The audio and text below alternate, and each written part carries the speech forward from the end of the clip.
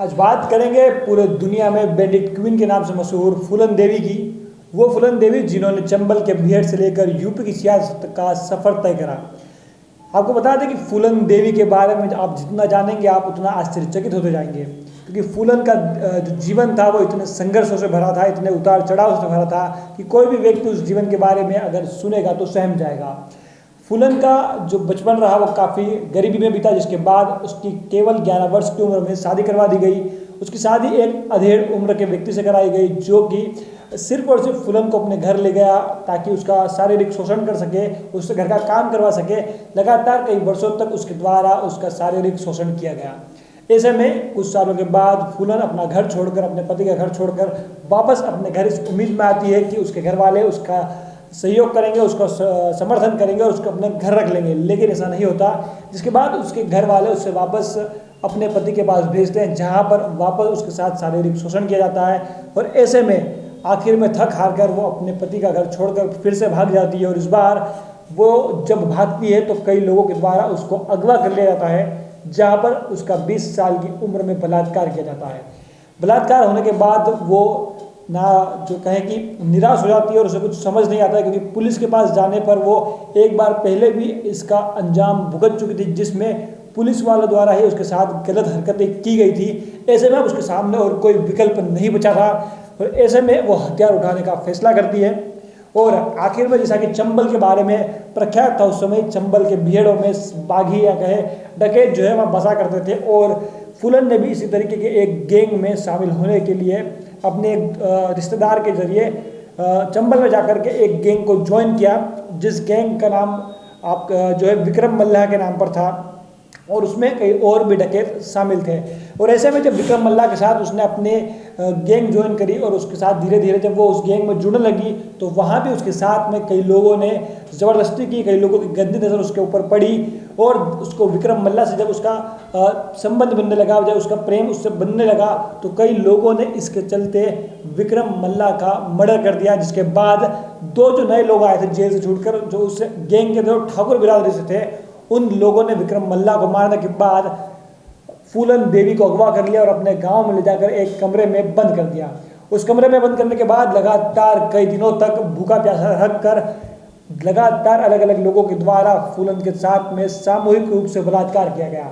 लगातार कई दिनों तक चली ये नृशंस घटना के बाद एक दिन फूलन को गांव वालों के सामने सारी हैवानियत की हदें पार करवा दी गई, जिसमें फूलन को एक दिन जो कहें कि गांव के चौराहे पर नग्न कर पूरी तरह से नग्न अवस्था में घुमाया गया और बाद में उसी नग्न अवस्था में एक कुएं पर पानी भरने के लिए पूरे गांव के सामने भेजा, जिससे उसकी पूरी आप कहें कि मानसिक दुर्दशा हो गई और वहां से जैसे तैसे वो अपनी जान बचाकर निकलती है।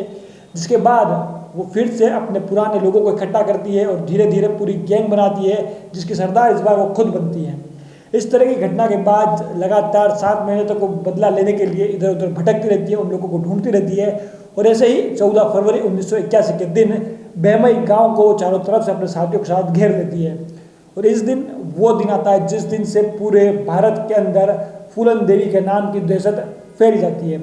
फूलन गांव के 21 राजपूत मर्दों को, ठाकुर मर्दों को लाइन में खड़ा करती है, उनसे पूछताछ करती है कि वो दोनों भाई कहाँ हैं, लाला राम और श्री राम, जिसने उसके साथ बलात्कार किया था।